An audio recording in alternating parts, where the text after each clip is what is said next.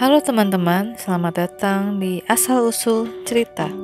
Hari ini aku akan menggambar dan mewarnai cerita Gajah dan Semut. Kalian bisa mendownload gambar untuk belajar mewarnai di deskripsi video ya. Dahulu kala di sebuah hutan rimba, hiduplah bermacam-macam binatang. Dari yang paling kecil seperti semut, dan binatang yang paling besar seperti gajah. Gajah sangat angkuh. Ia mengakui dirinya paling kuat. Gajah binatang yang paling disegani di hutan, karena ia berhasil mengalahkan harimau, si raja hutan. Karena dapat mengalahkan harimau, gajah mengaku sebagai penguasa hutan rimba yang baru. Pada suatu siang yang sangat panas, ada segerombolan semut yang memilih untuk berdiam diri di dalam rumah mereka. Mereka tak ingin pergi keluar dari rumah karena cuaca sedang sangat panas. Mereka memilih untuk menikmati makanan mereka. Di tengah para semut yang sedang santai, tiba-tiba bumi terasa seperti bergoyang. Dan kawanan semut itu pun panik bukan main. Mereka kira sedang terjadi gempa, sehingga membuat mereka semua lari kalang kabut keluar dari sarang mereka yang berada di dalam tanah. Namun, begitu para semut ini berada di luar, mereka kaget. Ternyata yang menyebabkan bumi bergetar itu adalah kawanan gajah yang sedang mencari makan di dekat rumah para semut itu. Melihat hal itu, ketua semut itu pun menjadi marah. Dirinya pun berkata, "Hai gajah, pergi kalian dari sini. Ini daerah kami. Kalian telah mengganggu istirahat siang kami." Langkah kaki kalian, para gajah, membuat tanah tempat tinggal kami bergoyang serasa seperti gempa. Namun, para gajah itu tidak mempedulikan perkataan dari ketua semut tadi. Para gajah menganggap semut hanyalah binatang kecil yang tidak ada apa-apanya dengan tubuh besar milik para gajah itu. Para gajah tetap melanjutkan makan mereka. Mereka bahkan dengan sengaja menghancurkan tempat tinggal para semut itu. Akibatnya, para semut itu tidak lagi mempunyai tempat tinggal akibat telah hancur diinjak-injak oleh gerombolan gajah. Para semut kemudian memilih untuk pergi ke tempat lain dulu.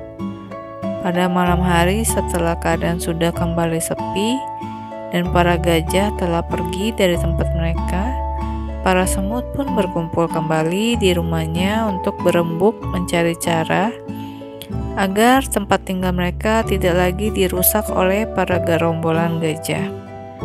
"Apakah ada ide dari kawan-kawan?" tanya ketua semut. Ada usul dari salah satu semut agar para koloni semut tersebut kembali menyerang balik para gajah itu. Namun semut yang lain hanya terdiam ragu. Mana mungkin tubuh kecil mereka dapat melawan para gajah yang bertubuh besar dibanding mereka. "Baiklah, besok ketika Pak Gajah itu kembali ke tempat kita lagi, aku akan berbicara baik-baik dengan mereka untuk menemukan solusi terbaiknya." Para semut pun kembali merapikan rumah mereka yang sudah dihancurkan oleh gajah. Keesokan harinya, kawanan gajah kembali datang. Mereka kembali membuat kekacauan di daerah para semut. Ketua semut pun mencoba berbicara baik-baik dengan para gajah. "Gajah, kami para semut sudah hidup di sini terlebih dahulu dalam waktu yang lama. Kami sudah membangun tempat ini bertahun-tahun. Bisakah kalian mencari makan dengan tenang tanpa menghancurkan tempat kami?" "Boleh saja semut. Minggu depan raja kami akan mengadakan sayembara. Siapapun dapat mengalahkannya berhak menggantikannya sebagai raja hutan. Semoga beruntung ya, binatang kecil. Hahaha, tertawa gajah dengan penuh ejekan. Sayembara yang dinanti sudah tiba. Semua binatang berkumpul, termasuk binatang yang besar seperti harimau, badak, landak, dan beruang. Namun, pada saat mereka melihat Raja Gajah, mereka merasa takut untuk melawannya. Semua binatang tidak ada yang berani berhadapan dengan binatang raksasa itu. Melihat tidak ada seekor pun yang dapat mengalahkannya, kesombongannya pun sangat meningkat. Gajah pun menakut-nakuti hewan lainnya dengan menjulurkan belalainya yang panjang di depan semua hewan. Ia merasa paling kuat dan ditakuti semua hewan. Ketika gajah menunjukkan kesombongannya, tiba-tiba turunlah Raja Semut dari batang pohon. "Aku ingin mengikuti sayembara ini. Boleh kan aku ikut?" tanya Raja Semut dengan meramah. "Hei kau hewan kecil, kau bukan lawanku. Kau akan melawanku yang sebesar ini? Tubuhmu saja tidak ada sebesar ujung ekorku," jawabnya sambil tertawa. Mendengar ucapan gajah, Semut pun merasa kesal, namun ia tetap rendah hati. "Baiklah gajah, sekarang kau boleh sombong di hadapanku, namun kau belum pernah merasakan gigitanku bukan?" jawabnya. Gajah pun mulai marah mendengar yang diucapkan Semut. Ia langsung masuk ke dalam arena pertarungan. "Majulah hei kau Semut," kata sang gajah. Dengan gagah berani, Semut maju ke dalam arena. Pertempuran terjadi sangat tidak seimbang. Semut diinjak-injak gajah dengan sangat mudah. Namun semut yang cerdik dan berani itu mencari kesempatan. Tanpa gajah sadari, semut berhasil naik ke atas punggung gajah yang besar itu.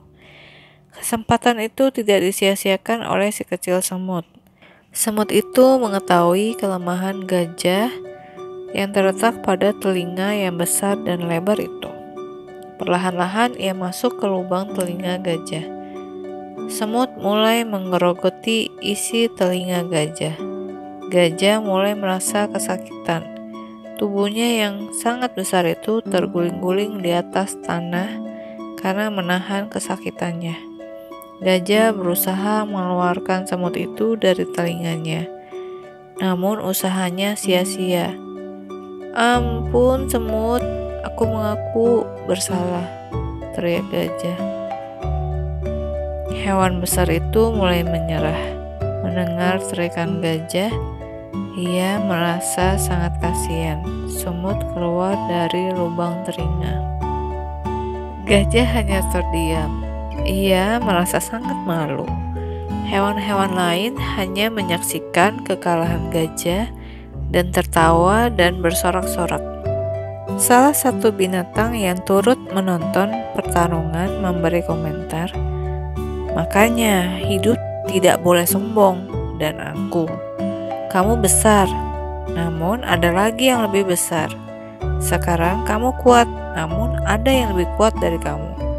Kekuatan tenaga tidak selalu dapat menolong, namun kecerdikan otak selalu di atas segalanya," ujarnya. Saat itulah para gajah mulai sadar kalau semut memang bertubuh kecil, tapi mereka tidak bisa meremehkan. Sejak saat itu, para gajah tidak berani menyombongkan diri dan tidak mengganggu para semut lagi. Dari cerita ini kita bisa mengambil pesan moralnya loh teman-teman. Pesan moralnya adalah jangan pernah kita meremehkan orang lain yang lebih kecil dari kita atau lebih lemah dari kita. Kelebihan yang kita miliki jangan membuat kita sombong dan lupa diri. Justru harus rendah hati dan bersyukur. Sekian cerita dari aku. Kalian bisa mendownload gambarnya di deskripsi video ya. Bye-bye.